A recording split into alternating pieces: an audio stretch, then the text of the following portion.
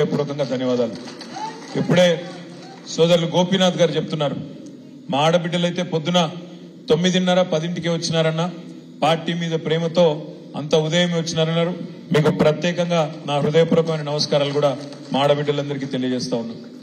మిత్రులారా, మీ అందరికి తెలుసు, మరి మొన్న జరిగిన శాసనసభ ఎన్నికల్లో డిసెంబర్ 3 నాడు మనం అనుకున్న విధంగా మనం గవర్నమెంట్లోకి తిరిగి రావాలి, మనం తప్పకుండా మళ్ళీ కేసీఆర్ గారిని తిరిగి ముఖ్యమంత్రిగా చూడాలి అని గట్టిగా పట్టుబట్టి పనిచేసినాం. అందులో మీరు జూబ్లీ హిల్స్ లో బ్రహ్మాండంగా మీ ఎమ్మెల్యే గారిని అద్భుతమైన మెజారిటీతో గెలిపించుకున్నారు. మీ అందరికీ హృదయపూర్వకంగా ఇక్కడ కష్టపడి పనిచేసిన ప్రతి ఆడబిడ్డకు, ప్రతి అన్నదమ్ముడికి జూబ్లీ హిల్స్ లో మీ అందరికీ నా హృదయపూర్వకమైన ధన్యవాదాలు. సరే, మీరు జూబ్లీ హిల్స్ లో గెలిపించినారు. మొత్తం గ్రేటర్ హైదరాబాద్ పరిధిలో ప్రతి ఒక్క సోదరుడు సోదరి కూడా కేసీఆర్ గారి నాయకత్వం అయితేనే ఈ రాష్ట్రం బాగుంటది అని చెప్పి జీహెచ్ఎంసీలో క్లీన్ స్వీప్, మొత్తం ఒక్క సీటు కూడా వేరే వాళ్ళకి పోకుండా క్లీన్ స్వీప్ చేసి కాంగ్రెస్ ను బీజేపీని అడ్రస్ లేకుండా గ్రేటర్ హైదరాబాద్ కాడికి చేయగలిగినాం. కానీ దురదృష్టం, బయట గ్రేటర్ హైదరాబాద్ బయట కొన్ని జిల్లాలలో మనం అనుకున్న ఫలితాలు రాలేదు. అందుకే మనకు 37% ఓటు వచ్చినప్పటికీ కాంగ్రెస్ పార్టీకి మనకంటే 1.85% అంటే చాలా స్వల్ప తేడా. దాంతో వాళ్లకు కొన్ని సీట్లు జిల్లాలలో ఎక్కువ వచ్చినాయి. మనకు 39 వచ్చినాయి, వాళ్లకు 64 సీట్లు వచ్చి వాళ్ళు గవర్నమెంట్ లోకి వచ్చినారు. ఈ 45-50 రోజుల్లో నేను చూస్తా ఉన్నాను, హైదరాబాద్ లో ఉండే ప్రజలైతే ఇట్లెట్లా జరిగింది, ఎందుకు జరిగింది, ఇట్లా ఎట్లా జరిగిందనే మాట నేను కనీసం హైదరాబాద్ లో మిగతా మిత్రులతో, నాయకులతో, కార్యకర్తలతో మాట్లాడేటప్పుడు చాలా మంది ఆశ్చర్యం వ్యక్తం చేస్తున్నారు, బాధపడతా ఉన్నారు. కేసీఆర్ గారు లాంటి నాయకుడు ఇవాళ ముఖ్యమంత్రిగా లేడు అంటే మేము జీర్ణించుకోలేకపోతున్నామన్నా అనే మాట కూడా చాలా మంది మిత్రులు చెప్తా ఉన్నారు.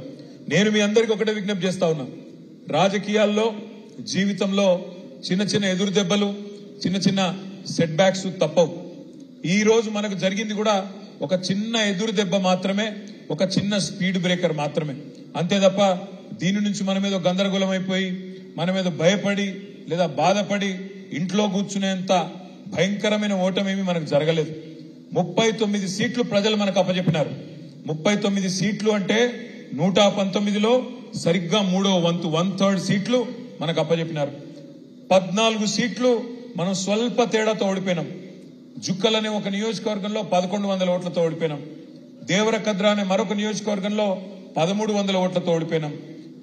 మన కాగజ్ నగర్ లో 3000 ఓట్లు, బోధన్ లో 3000 ఓట్లు, ఖానాపూర్ లో 4200, అట్లా చెప్పుకుంటూ పోతే ఒక 14 సీట్లలో కేవలం 4-5 వేల ఓట్ల తేడాతోనే ఓడిపోవడం జరిగింది. రాష్ట్ర వ్యాప్తంగా మీరు చూసినట్టయితే కూడా స్వల్ప తేడా, రకరకాల కారణాలైనప్పటికీ చాలా స్వల్ప తేడాతోనే మనం ఓడిపోయినాం. అదే హైదరాబాద్ కాడికి వస్తే అఖండమైన మెజారిటీలతో గెలిచినాం. 85,000, 72,000, 50,000, 40,000, 30,000 బ్రహ్మాండమైన మెజారిటీలతో హైదరాబాద్ లో మనం జయకేతనం ఎగురవేసినాం.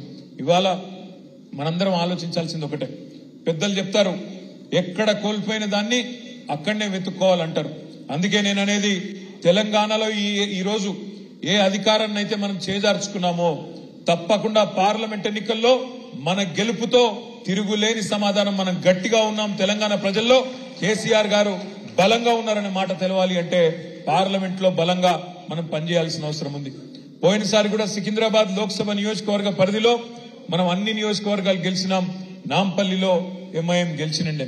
కానీ దురదృష్టవశాత్తు లోక్సభ ఎన్నికల్లో మనం ఓటమి పాలు కావడం జరిగింది. ఈసారి అట్లా కాకుండా మొదటి నుంచే మనం జాగ్రత్తగా పటిష్టంగా పనిచేసుకుంటే, మొదటి నుంచే మనం సరైన వ్యూహాన్ని రూపొందించుకుంటే తప్పకుండా జూబ్లీ హిల్స్ నియోజకవర్గంతో సహా 7 నియోజకవర్గాల్లో కూడా బ్రహ్మాండమైన మెజారిటీ వచ్చే అవకాశం ఉంటుంది. లాస్ట్ టైం కూడా గోపీనాథ్ గారు కష్టపడి లోక్సభలో మనకు మెజారిటీ ఇచ్చినారు. మీ అందరి కష్టంతో లోక్సభ ఎన్నికల్లో కూడా మనకు మెజారిటీ వచ్చింది. కానీ అనుకోకుండా వేరే చోట్ల మనకు రాకపోవడం వల్ల మనం ఓటమి పాలైనాం. నేను మీ అందరినీ ప్రార్థించేది ఒకటే, మనకు కాంగ్రెస్, బీజేపీ కొత్త పార్టీలు కాదు. కాంగ్రెస్ పార్టీ నైజం అయితే మీకు నాకంటే బాగా మీకే తెలుసు. మోసమే కాంగ్రెస్ నైజం, మోసం చేయడమే వాళ్ళ నైజం. మీరు చూస్తున్నారు, ఎన్ని మాటలు చెప్పినారు. ఒకటి కాదు, రెండు కాదు, 420 హామీలు 420 హామీలు ఇచ్చి